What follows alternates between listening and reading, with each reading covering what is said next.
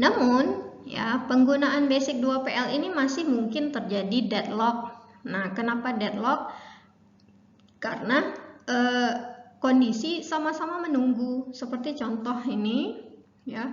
Jadi ada T1, T2, kedua-dua operasi ini sebetulnya operasi menambah nilai X dengan nilai Y. Nah, kalau kita lihat ya transaksi pada kondisi interleave-nya, transaksi T1 read log Y. Kemudian transaksi 1 sesudah diberlakukan read log ya, dia baca nilai Y. Kemudian transaksi kedua juga read log X. Oke, nggak ada masalah karena sama-sama menggunakan read log. Ya, jadi nilai X dibaca. Nah, berikutnya ya, transaksi yang pertama tadi memberlakukan write log X. Nah, write log X ya, perhatikan di sini yang ingin di write itu adalah nilai X. Nah, di sini proses ini terpaksa harus masuk ke dalam state wait ya, menunggu. Kenapa? Karena X ini tadi sudah di lock ya, jadi X itu tidak bisa kita lock lagi karena T2 sudah melock variabel X tersebut. Nah, jadi T1 ini harus menunggu hingga T2 tersebut melakukan unlock terhadap X, barulah proses write lock ini bisa dilakukan.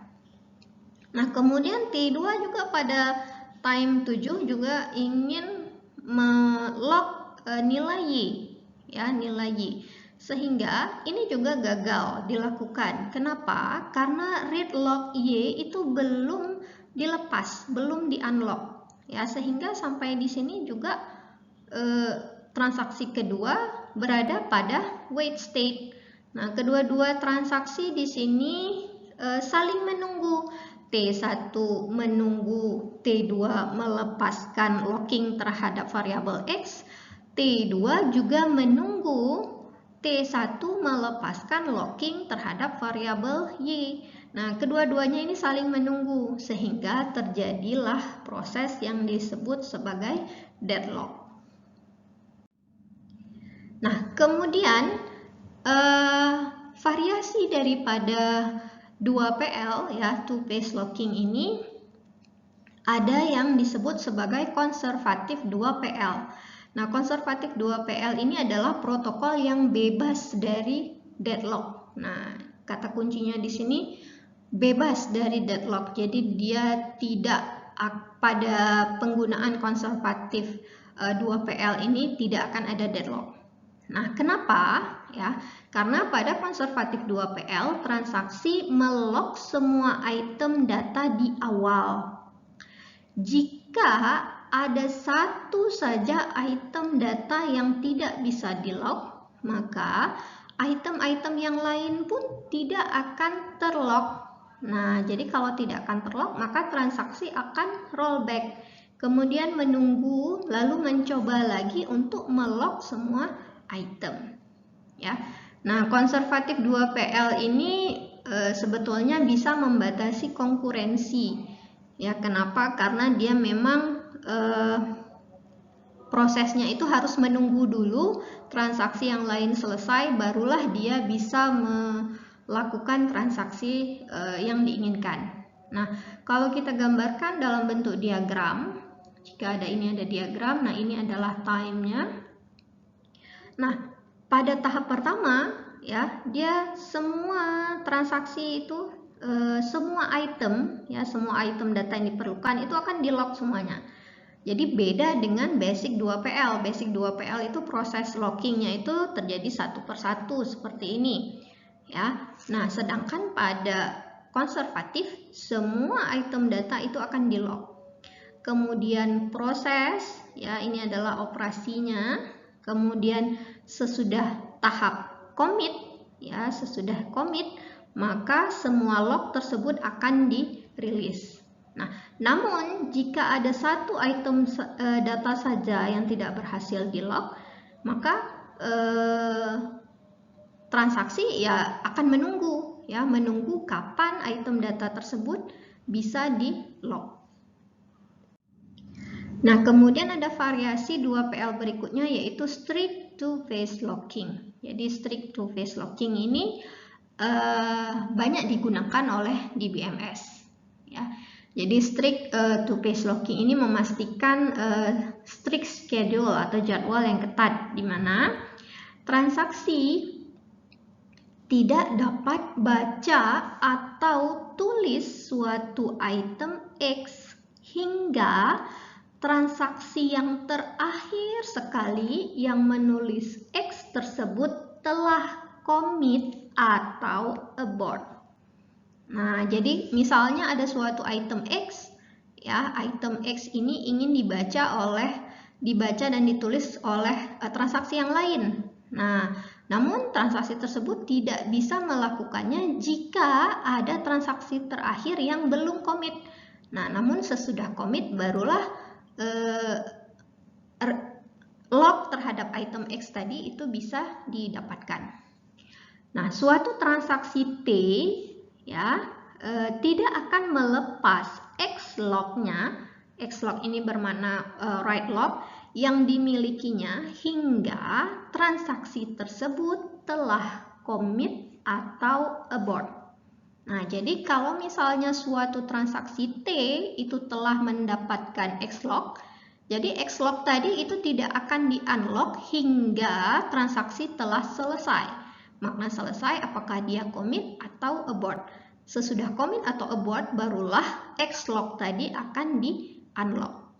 Nah, strict 2PL ini belum pasti bebas dari deadlock, jadi masih ada kemungkinan terjadinya deadlock.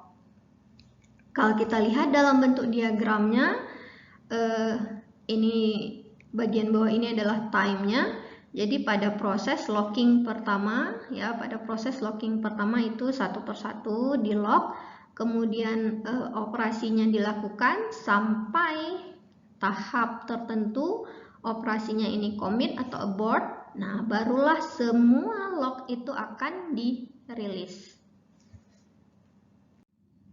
Nah, jadi apa bedanya antara konservatif dengan strict 2PL? Kalau kita lihat, yang konservatif ini deadlock free, ya, bebas dari deadlock, sedangkan yang strict 2PL ini masih mungkin terjadinya deadlock. Nah, kenapa hal tersebut terjadi? Karena kalau konservatif 2PL, jadi di awal itu semua item data harus dikunci. Kalau memang tidak bisa dikunci, ya berarti dia menunggu dan mencoba lagi kemudian.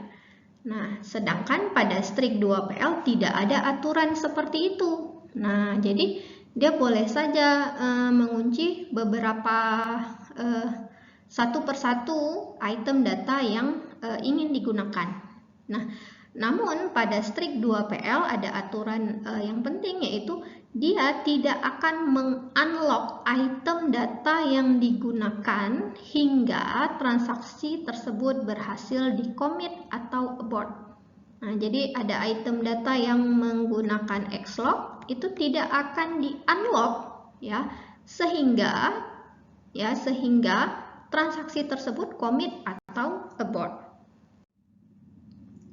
Nah, jadi masalah deadlock ini, ya, bisa terjadi pada mekanisme basic dan strict 2PL.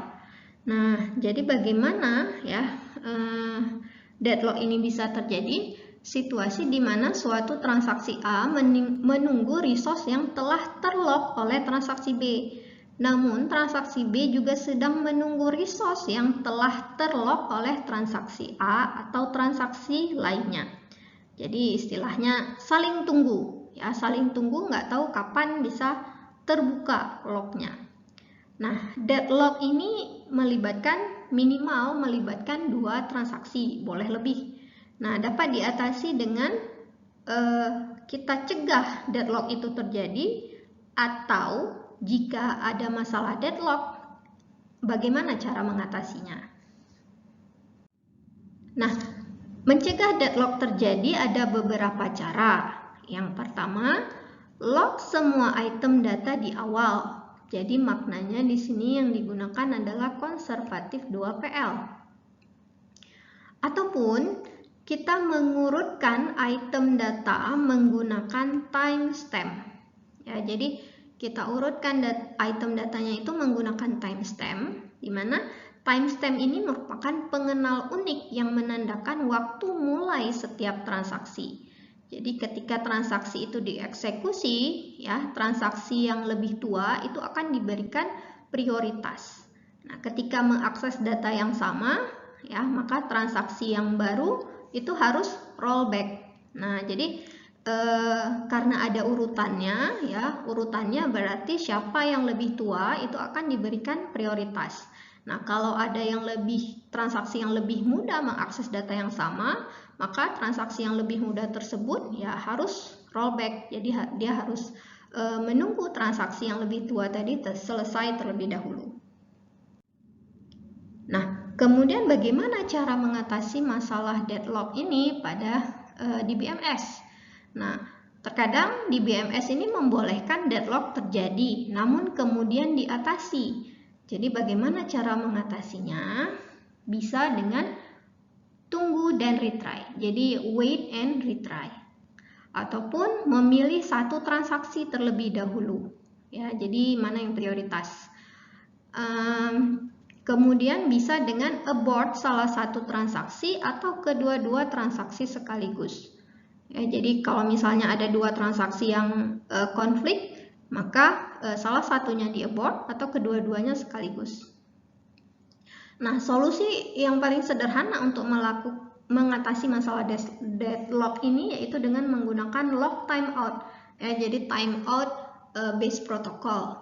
Nah, transaksi yang sedang menunggu pada proses lock akan menunggu dalam jangka waktu tertentu, bergantung pada DBMS-nya. Nah, jika waktu habis dan proses lock itu masih belum berhasil, maka transaksi tersebut akan rollback, abort, lalu restart. Ya, jadi proses yang paling sederhana seperti ini dengan menggunakan lock timeout ini banyak digunakan oleh DBMS.